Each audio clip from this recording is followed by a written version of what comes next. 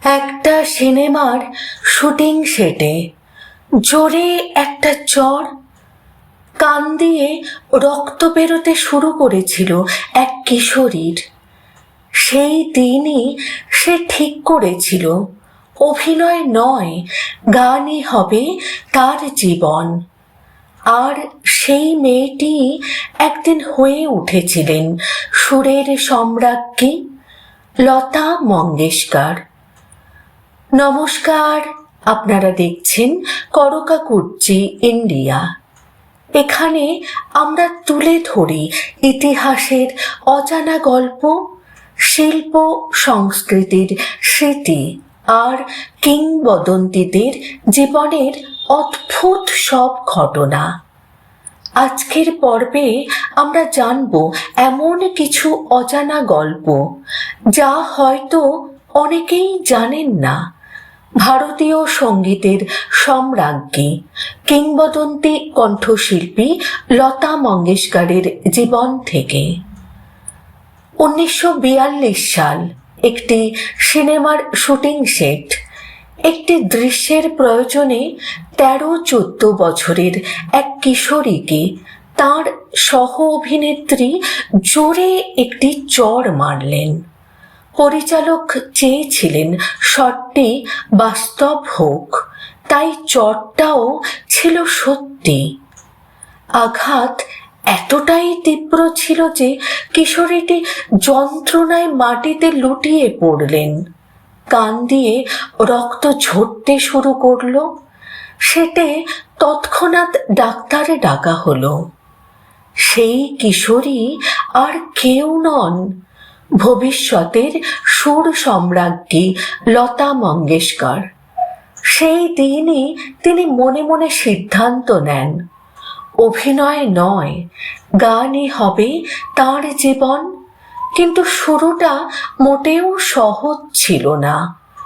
1948 সালে শাহিদ ছবির জন্য প্রযোজক শশধর মুখার্জি তার কণ্ঠকে খুব পাতলা বলে বাতিল করে দেন।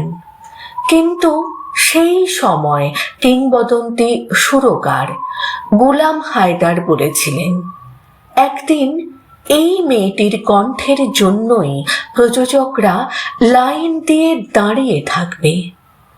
ইতিহাস সাক্ষী, সেই ভবিষ্যৎবাণী একেবারে সত্যি হয়েছিল। আরেকটি আশ্চর্য তথ্য, লতা মঙ্গেশকর শুধু গায়িকাই নন, একজন সুরকারও ছিলেন।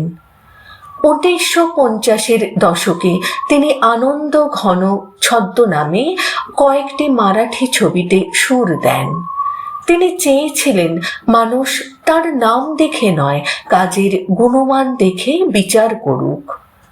1983 সালে ভারত যখন প্রথমবার ক্রিকেট বিশ্বকাপ জেতে, তখন খেলোয়াড়দের পুরস্কৃত করার মতো পর্যাপ্ত অর্থ ছিল না board of control for cricket in ইন্ডিয়ার কাছে। তখন লতা মঙ্গেশকর দিল্লিতে একটি চ্যারিটি কনসার্ট করেন এবং প্রায় 20 লক্ষ টাকা তুলে দেন বোর্ডকে। সেই অর্থ দিয়েই কপিল দেবের দলের প্রত্যেক সদস্যকে পুরস্কার দেওয়া সম্ভব হয়েছিল। 1974 সালে লন্ডনের বিখ্যাত রয়্যাল আলবার্ট হলে গান গেয়ে তিনি ইতিহাস সৃষ্টি করেন। সেই অনুষ্ঠানে তাকে পরিচয় করিয়ে দিয়েছিলেন কিংবদন্তি অভিনেতা দিলীপ কুমার। লতা মঙ্গেশকরের জীবনের সবচেয়ে বড় বৈশিষ্ট্য ছিল তার ত্যাগ। বাবার মৃত্যুর পর ছোটবেলা থেকেই পরিবারের দায়িত্ব তার কাঁধে এসে পড়ে। ভাই বোনদের মানুষ করতে গিয়ে নিজের ব্যক্তিগত জীবনকে তিনি প্রায় বিসর্জনই দিয়েছিলেন। আজীবন অবিবাহিত থেকে তিনি নিজেকে উৎসর্গ করেছিলেন শুধুমাত্র সুরের সাধনায়। লতা মঙ্গেশকর শুধু একটি নাম নয়, তিনি এক ইতিহাস, এক আবেগ, এক যুগের স্মৃতি। তিনি নেই, কিন্তু তার গান আছে, আর যতদিন সুর থাকবে ততদিন সুরের সম্রাজ্ঞী হয়ে তিনি আমাদের হৃদয়ে বেঁচে থাকবেন। ভিডিওটি ভালো লাগলে লাইক করবেন, বন্ধুদের সঙ্গে শেয়ার করুন আর সাবস্ক্রাইব করুন করকা কুর্চি ইন্ডিয়া। কারণ এখানে গল্প শেষ হয় না, এখান থেকেই শুরু হয় ইতিহাসের নতুন অধ্যায়। বাংলা সংস্কৃতির আকাশে ছড়িয়ে আছে অসংখ্য অমলিন নক্ষত্র। সিনেমা, সাহিত্য, সঙ্গীত আর স্মৃতির আলোয় জ্বলজ্বল করা সেই সব মানুষের গল্প। সময়ের স্রোতে অনেক কাহিনী হারিয়ে যায়, অনেক স্মৃতি ম্লান হয়ে পড়ে, কিন্তু কিছু গল্প কখনো পুরনো হয় না।